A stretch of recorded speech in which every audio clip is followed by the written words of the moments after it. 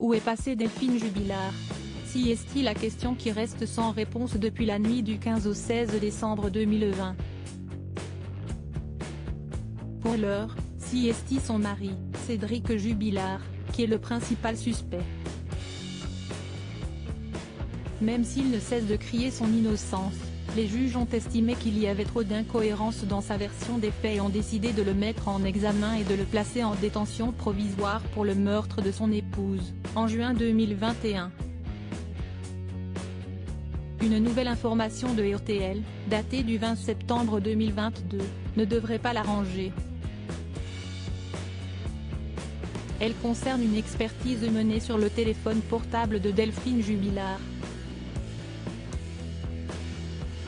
Les premiers éléments de l'enquête assuraient que le téléphone portable de l'infirmière disparue avait constamment borné sur un relais situé à 2 km du domicile du couple, avant de se couper du réseau à 7h48 sans être jamais retrouvé.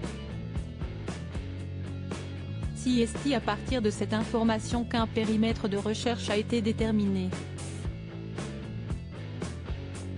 Seulement, une nouvelle expertise menée durant l'été 2022, selon nos confrères de RTL, a changé la donne. Il s'agit d'un net monitoring, une analyse poussée de la couverture des relais téléphoniques dans une zone donnée. Cette analyse permet d'obtenir un positionnement bien plus précis du téléphone de la disparue. Ainsi, selon les conclusions, l'expertise tend à indiquer que le portable est resté positionné à proximité immédiate du domicile du couple, rue Yves-Montand, à Cagnac-les-Mines. Il apparaît toujours que l'appareil a été définitivement éteint à 7h48.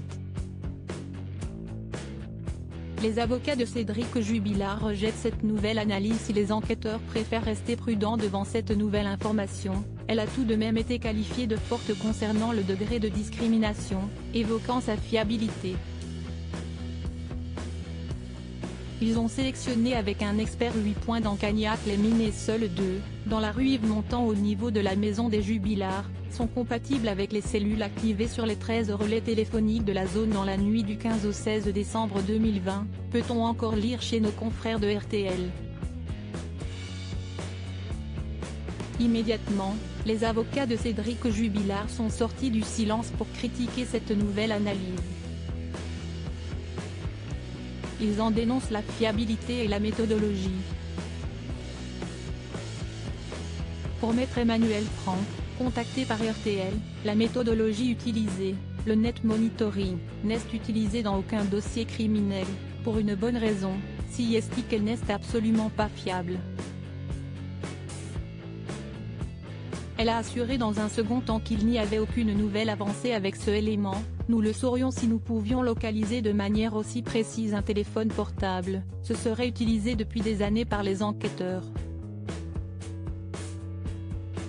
L'expert dit lui-même qu'il faut prendre ses conclusions avec beaucoup de réserve, et donc on en revient à ce qu'on sait si est que le téléphone active une cellule située à 2 km du domicile.